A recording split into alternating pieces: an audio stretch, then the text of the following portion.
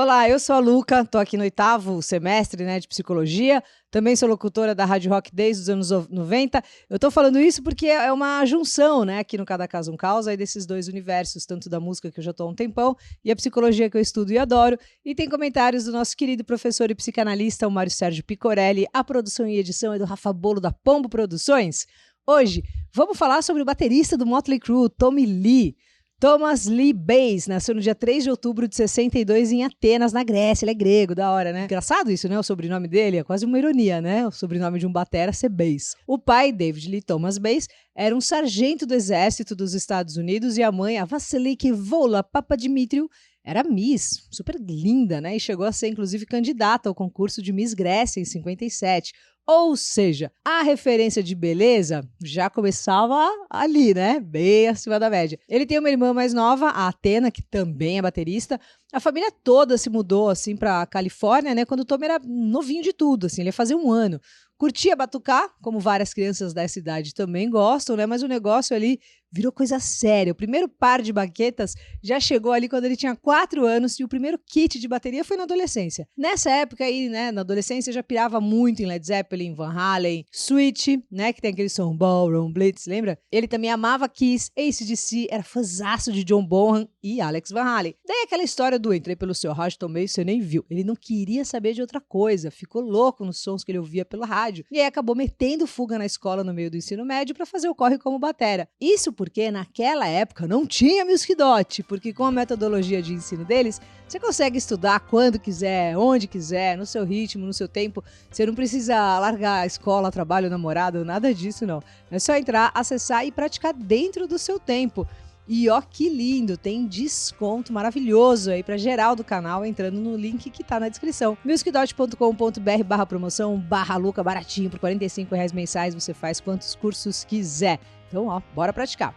Ali no final dos 70, ele foi fazer um corre na Sunset Strip e o Tommy Lee montou a primeira banda, que foi a Sweet 19. Nessa época, ele ganhou também o apelido de T-Bone, porque ele era altão, magrelo e atlético, com carne de primeira. Era isso que falavam dele. Quem também estava nesse corre era o Nick Six, Os caminhos deles ali se trombaram, E o Nick pirou com o jeito de tocar do Tommy e pensou em montar uma banda de hard rock, mas com um visual mais trevoso, mais teatral. Então saiu da banda que ele tocava e chamou o Tommy para formar outra banda. Para esse projetão aí, colocaram um esquisito e genial Mick Mars, na guitarra, e para voz o Tommy pensou num loirinho que ele conheceu ali na escola, que ia encaixar bem ali no posto, Esse loirinho era o Vince Neil. Pronto, começava aí a história do Motley Crue.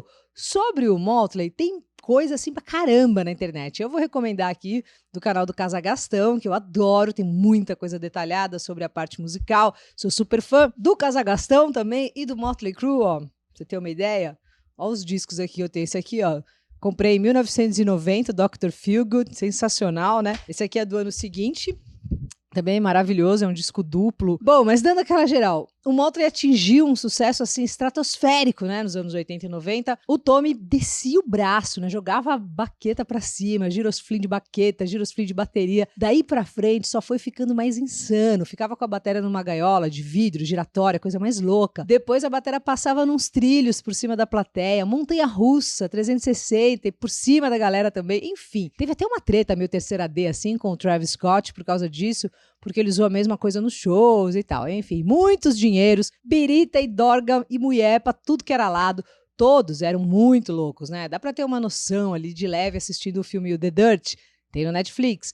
Apesar do filme ser uma versão sessão da tarde, meio passapaninho, mais light ali do livro, que é bem mais escabroso, dá pra ter uma ideia da loucura que era a vida dos caras do Motley Crue. E toda vez eu lembro do Dan falando que o ator que fez o Vince Neil era meio Chaves em Acapulco, e é total isso. Mas o cara que fez o Tommy Lee, é apenas o Machine Gun Kelly. Sensacional.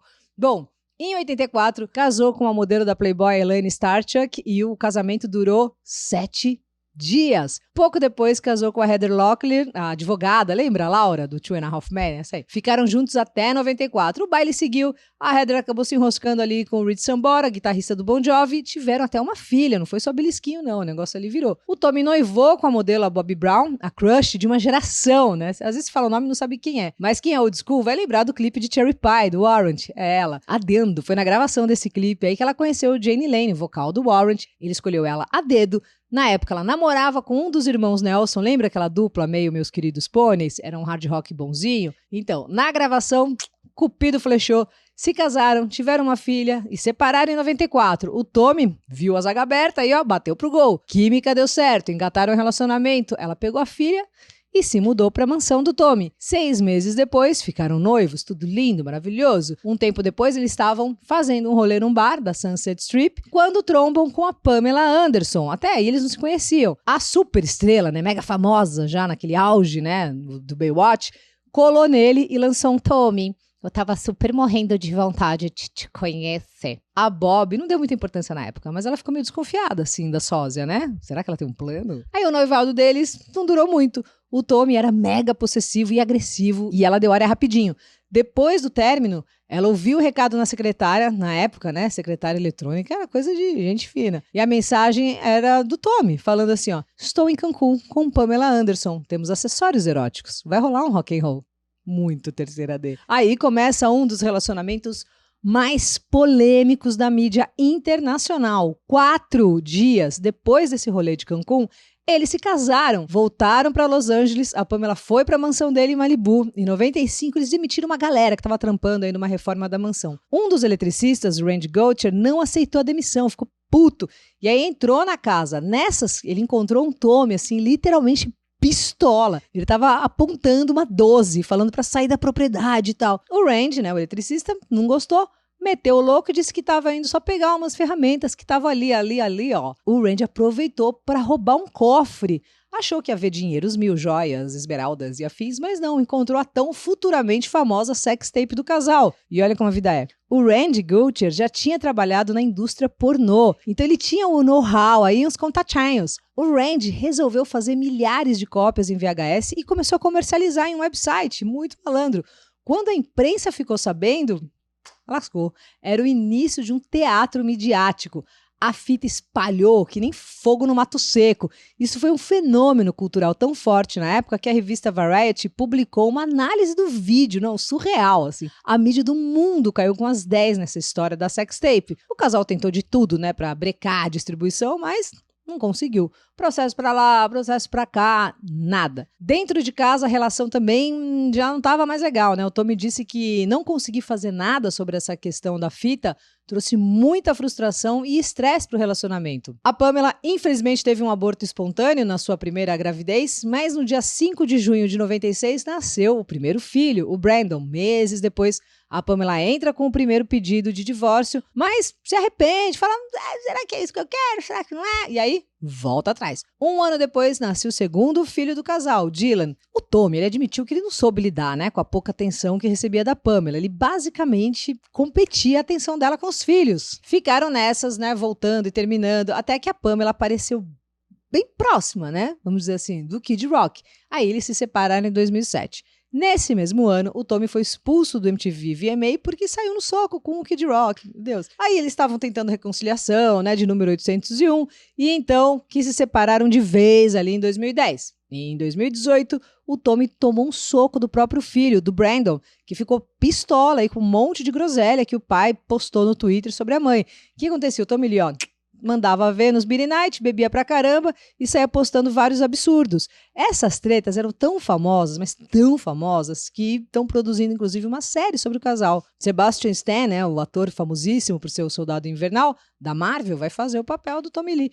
Hoje em dia ele tá sóbrio, disse que tá sóbrio, agora parou de vez, né? Disse que chegou no ponto de beber quase 8 litros de vodka por dia, só porque se sentia entediado. Ele diz que percebeu que estava indo para um caminho sem volta e se internou numa clínica de reabilitação, então sem vodkas mais. A capivara dele é cheia de BO, né? Em 97 ele foi preso com o Nick Six por ter incitado um tumulto aí pra cima de um segurança, já deu uns tapas no fotógrafo, e em 2001 uma criança de 4 anos, o Daniel Carven Vers, morreu afogado na piscina do Tommy Lee, assim, durante uma festa que ele estava fazendo pro aniversário do filho de 5 anos, né, do Brandon. O Daniel estava acompanhado lá da babá, que saiu mais cedo da festa ali pra assistir um show, e aí pediu ali no paralelo pra outra babá que tava lá cuidar do garoto por um tempinho que ela já voltava. Pronto. Aí ele foi processado também pelos pais, né, por negligência e absolvido das acusações em 2003. O juiz não concedeu os 10 milhões que os pais pediram e o júri definiu por unanimidade que o Tommy era inocente. Enfim, são muitas histórias. Aproveita e comenta aí se você lembrar de alguma que você achar mais relevante, conta pra nós que a gente vai somando aqui. Além do trampo com o Motley, também tem seus projetos paralelos, né? Ele é casado com a influencer também, há 25 anos mais nova, inclusive, a Brittany Furlan, né, desde 2019.